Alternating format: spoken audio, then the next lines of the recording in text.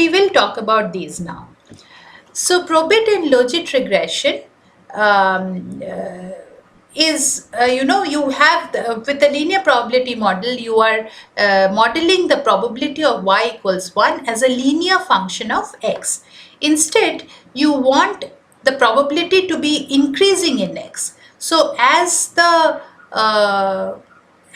x goes up, your probability should increase quickly, and as x goes down, the slope should not be constant. Also, the function should be such that it is bounded by 0 and 1 for all x. So we need a non-linear functional curve.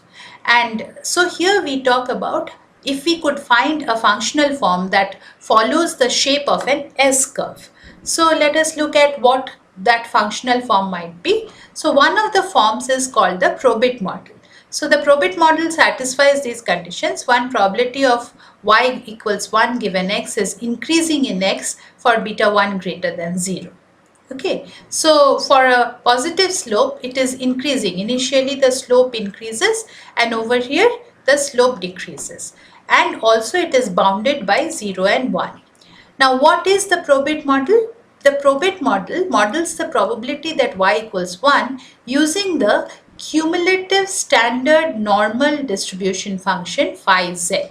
Okay. If you remember the normal distribution function or the standard normal distribution function, we had a function that looked something like this, right? So we had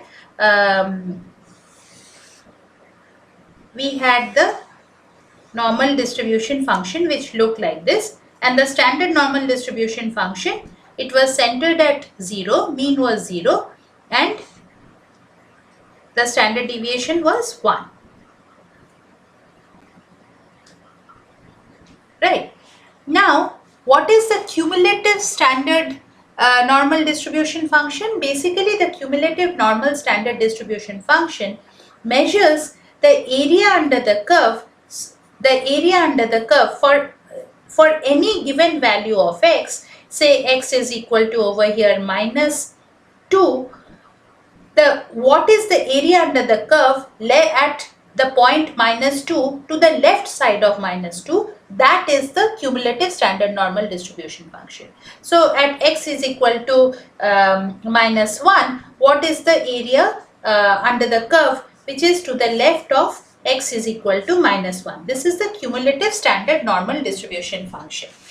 Now, this distribution function, as it happens, follows an S curve. Okay, so the probit regression model is modeled as this. Probability y equals 1 given x is phi, where phi stands for the cumulative standard. It's something that transforms this covariate, this beta 0 plus beta 1x, it transforms it. And how does it transform it? It uses this cumulative standard normal distribution function. Okay, so beta 0 plus beta 1x is called the z value or the z index of the probit model.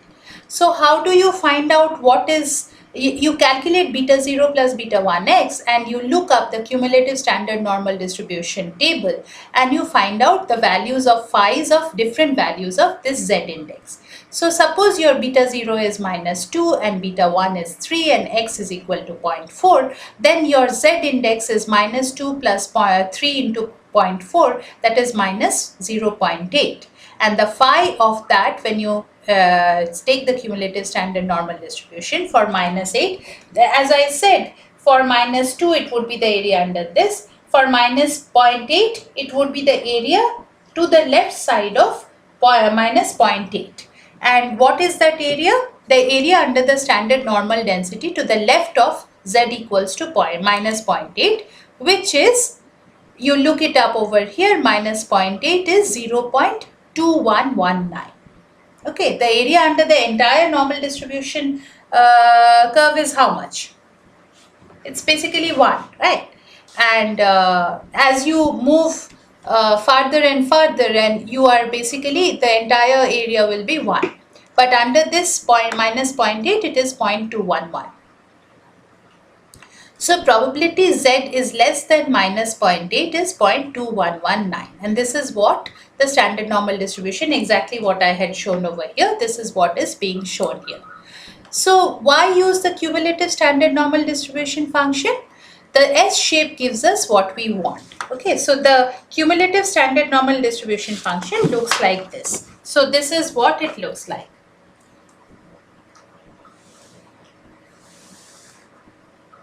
If this is the normal distribution function, then the associated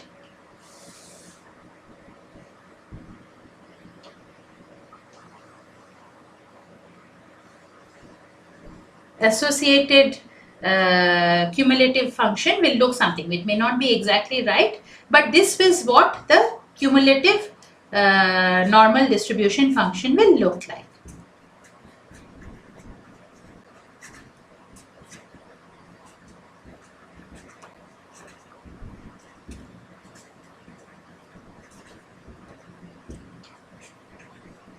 Standard normal distribution function.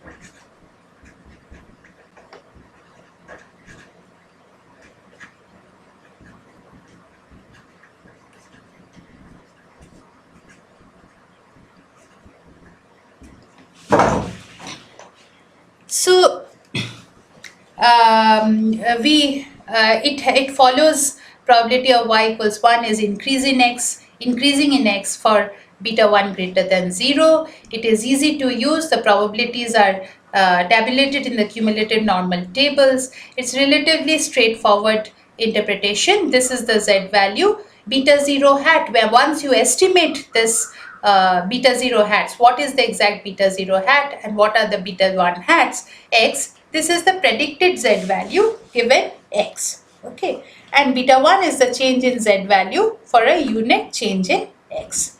So if you use this in the HMDA, using the HMDA data, and you use data to estimate your function, then what you get is probability of deny hat equals 1 given PI ratio is phi of minus 2.19 plus 2.97 into PI ratio, because this is what you have found. You have estimated and found your beta 1 coefficient to be 2.97 and your beta 0 coefficient to be minus 2.19. This is minus 2.19 plus 2.97 into PI ratio. So probability deny equals 1 given PI ratio is this. There is a positive coefficient for PI ratio. Does this make sense? So as your PI ratio goes up, the amount you have to pay divided by the total income, the payment amount becomes a larger and larger part of your income. It may be possible that for people where the payment is a large part of their income, they may not be able to make their payments, as a result of which the probability of their mortgage applications being denied will be higher. So the beta 1 coefficient that is positive makes sense. So standard errors have the usual interpretation. Basically, we are trying to look at whether this, given the data, what the errors, standard errors for the beta coefficients are, and that will allow you to see whether it is statistically significant. Of course, over here it seems to be statistically significant. So for PI ratio 0.3, you take phi of minus 1.3 and you get 0.097. For PI ratio, when it changes to 0.4, then your phi of the z value becomes minus 1 and phi of minus 1 becomes 0.159. So the probability changes from 0.097 to probability of denial of the mortgage application changes from 0.097 to 0.159, and this is what we expect. Now, suppose you have multiple regressors. So far, we were just looking at the PI ratio, but if you have multiple regressors, then probability of y equals 1 given x1 and x2, two regressors, is phi of beta 0 plus beta 1 x1 plus beta 2 x2. So the way you calculate your z value or the z index, that is what changes in a linear fashion, but this is transformed by a nonlinear function which is phi, and you take the phi of that linear z value or z index. So beta 1 is the effect on the z score of a unit change in x, keeping x2 holding constant x2. Again, you can include the coefficient, the variable black, where it says it is 0.7081, 579, and that is how it will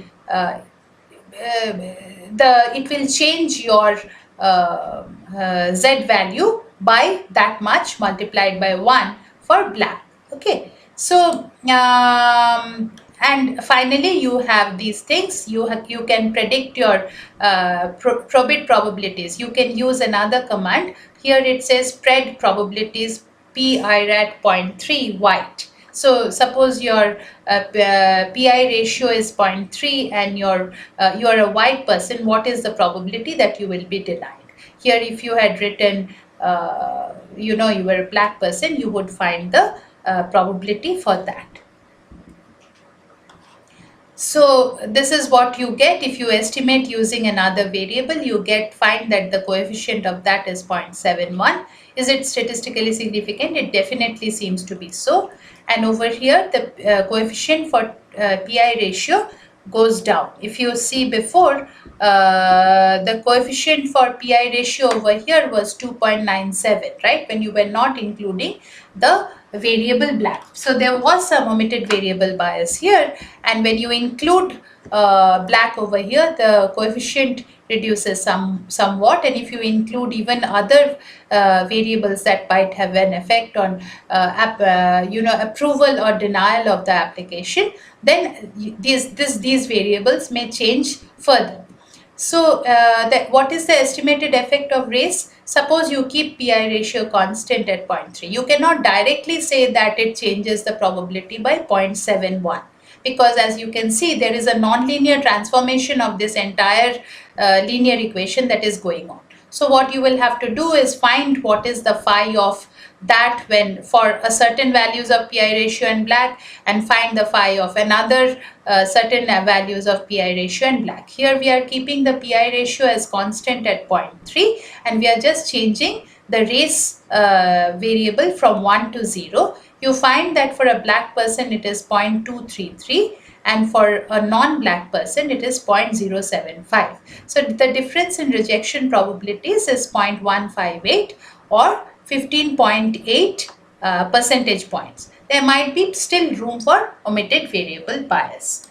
Now we come to another transformation, which is known as the logit transformation. In fact, many of you may have heard this term more than probit, but it's just a different transformation to take into account to arrive at an S-shaped curve which will have the correct properties, so that your slope will be, your probabilities will increase as x increases, or and also the S-shaped curve will be bounded by 0 and 1. So you will not predict probabilities of less than 0 or more than 1.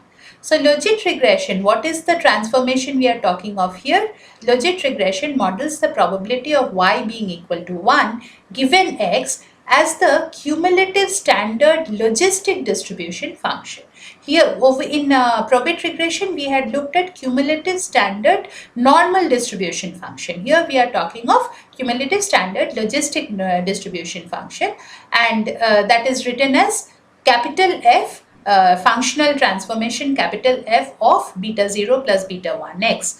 And how is capital F defined? It is defined as 1 by 1 plus e to the power of minus beta 0 plus beta 1x. Okay, so it is just another functional transformation, and if you transform it in this way, it will have a similar S-shaped curve.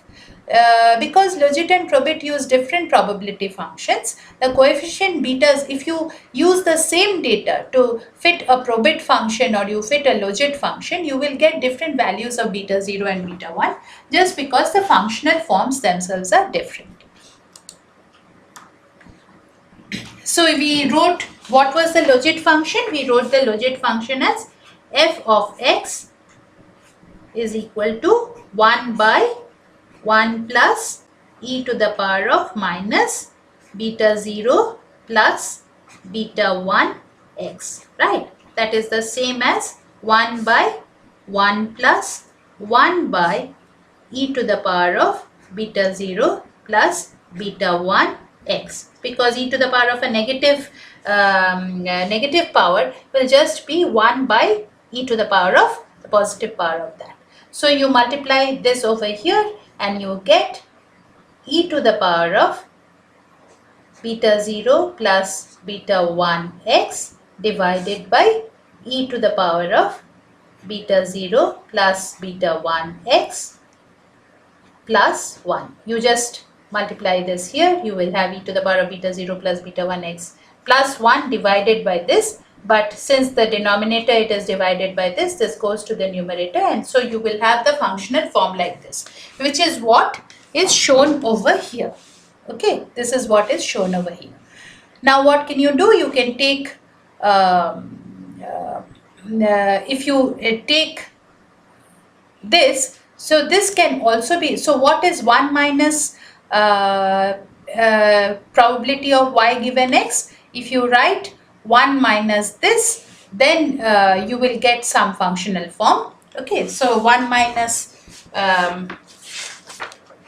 if you write probability of y given x is equal to e to the power of beta 0 plus beta 1x by 1 plus e to the power of beta 0 plus beta 1x. So 1 minus probability of y given x is equal to 1 minus this quantity e to the power of beta 0 plus beta 1x divided by 1 plus e to the power of beta 0 plus beta 1x, that is equal to 1 plus e to the power of beta 0 plus beta 1x minus e to the power of beta 0 plus beta 1x divided by 1 plus e to the power of beta 0 plus beta 1x. So this and this cancels out. So you have 1 by 1 plus e to the power of beta 0 plus beta 1x. So you have probability of y given x is this. You have 1 minus, so this is the probability of denial. Probability of denial.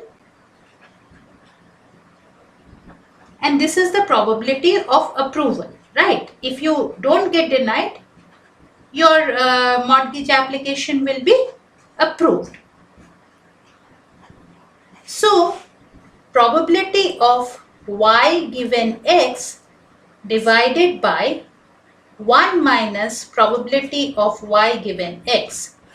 These are known as the odds of your, this is known as the odds of your application getting denied.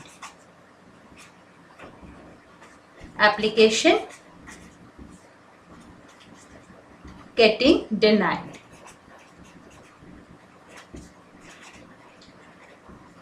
And this is equal to e to the power of beta 0 plus beta 1x divided by 1 plus e to the power of beta 0 plus beta 1x. From here, divided by this. So that is multiplied by 1 plus e to the power of beta 0 plus beta 1x. You flip this over, divided by 1. So this cancels out. So that is equal to e to the power of beta 0 plus beta 1x. So the odds of your application by being denied is just e to the power of the z value that you have. E to the power of beta 0 plus beta 1x. Now you take log on both sides. So you take log of probability of y given x by 1 minus probability of y given x, that is log odds. These are also called the log odds. Okay, log odds is just beta 0 plus beta 1x, because if you take log of this, you will just arrive at beta 0 plus beta 1x. So this is what has been shown. This can be written as log odds is equal to beta 0 plus beta 1x, and this is the logit transformation. Okay.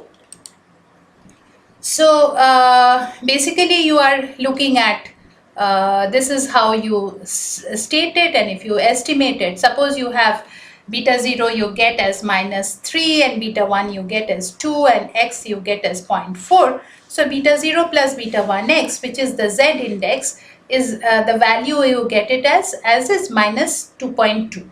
So probability of y equals to 1 given x is equal to 0.4 is nothing but 1 by 1 plus e to the power of minus of, notice this minus, negative of the z index, and the z index itself is negative, that is -2.2. So e to the power of plus 2.2, that is 0.0998. So why do we at all use the logit transformation if we do have the probit transformation? The reason is that logit is computationally faster. In practice, logit and probit are very similar, since empirical results typically don't hinge on the logit probit choice. Okay. So if you use theta again and you use the logit function again, this is the result. These are the results that you get, and you get the coefficient for PI ratio as 5.37 and the coefficient for black as 1.27. And this is how the two models, the predicted probabilities are very close. As you can see, they almost lie one on top of the other. The blue line stands for the probit model, and the logit model, the black line stands. Which model you will use is up to you. It doesn't make much of a difference. So next we will start talking about the estimation and inference in the logit and probit model.